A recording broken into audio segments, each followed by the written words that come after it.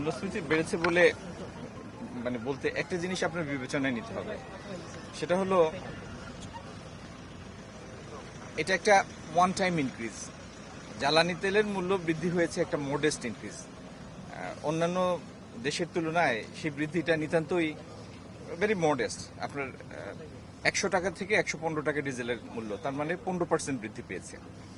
তো এটির মূল্যের উপর এটির যে অভিঘাত, সেটা একটা ওয়ান টাইম স্পাইক। হ্যাঁ, এটার স্পাইরাল হবে না। এই মূল্যস্ফীতিটা এটার স্পাইরালও হবে না এবং এই ইনফ্লেশনটা স্টিকিও হবে না এটার কারণে, শুধু এই বৃদ্ধির কারণে। বন্দরের এফিসিয়েন্সি বাড়ানোর দরকার, এই বিষয়টা আপনার সাথে সরকার পুরোপুরি একমত এবং সেই জন্য একটা কন্টেইনার টার্মিনাল হ্যান্ডলিং এর জন্য একটা ডেনিশ কোম্পানিকে দায়িত্ব দেওয়া হয়েছে। আগামী দিনে যেটা সরকারের লক্ষ্য, এটা অবশ্য নৌ পরিবহন মন্ত্রণালয়ের বিষয়। আপনারা এমন এমন প্রশ্ন করেন, উত্তর দেওয়া লাগে অন্য বিষয়ের উত্তর দেওয়া লাগে, তো উত্তর তার মাঝপথে থামানো যায় না। এই বন্দরের যেন লোডিং আনলোডিং এটার সক্ষমতা বাড়ে, দ্রুত হয়। দ্রুত হলেই তো ইউনিট প্রতি কষ্টটা কমে আসবে, তাই না? মনে করেন একটা জাহাজ যদি স্টাফিং হতে 2 দিন লাগে বা একটা জাহাজ আনলোড হতে 3 দিন লাগে, সেই জায়গায় যদি 3 দিনে 3টা জাহাজ আনলোড হয়, তাহলে এফিসিয়েন্সি বেড়ে যাবে, খরচ কমবে।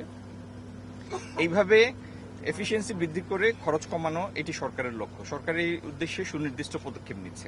যে পরিমাণ ডিজেলের মূল্য বৃদ্ধি হয়েছে, তাতে কোনো দ্রব্যের মূল্য এরকম পরিমাণে যদি আপনারা বলেন যে অমুক বাজারে এই পরিমাণ বৃদ্ধি পেয়েছে, সেই বৃদ্ধিটাকে এটা সাপোর্ট করে না।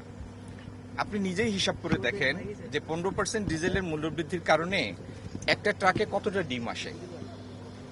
মনে করেন যে খামারটা খাদিমনগরে, আমরা যেখানে দাঁড়িয়ে আছি, এখান থেকে সিলেট শহরে যদি একটা পিকআপ এসে যায়, আপনার ডিম যায়, তাহলে কত হাজার ডিম যায়। তাহলে আপনি নিজেই হিসাব করে দেখেন যে প্রতি ডজনের উপর সেই মূল্যের অভিঘাতটু বৃদ্ধির অভিঘাত কতটুকু। স্পেকুলেশন কিন্তু এই মূল্য বৃদ্ধির জন্য একটা খারাপ রকম প্রভাব। এই জন্য আমি সবাইকে অনুরোধ করব, বিশেষ করে আমার গণমাধ্যমের ভাই বোনদের, যে এই যে স্পেকুলেটিভ যে একটা ইনক্রিজ ইনফ্লেশন, এটা যেন না হয়। এটার দায়িত্ব আপনারা আমার সবার।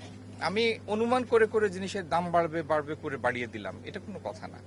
আর এইভাবে যদি বৃদ্ধি হয়ও কেউ পরিস্থিতির সুযোগ নেওয়ার চেষ্টা করে, এটা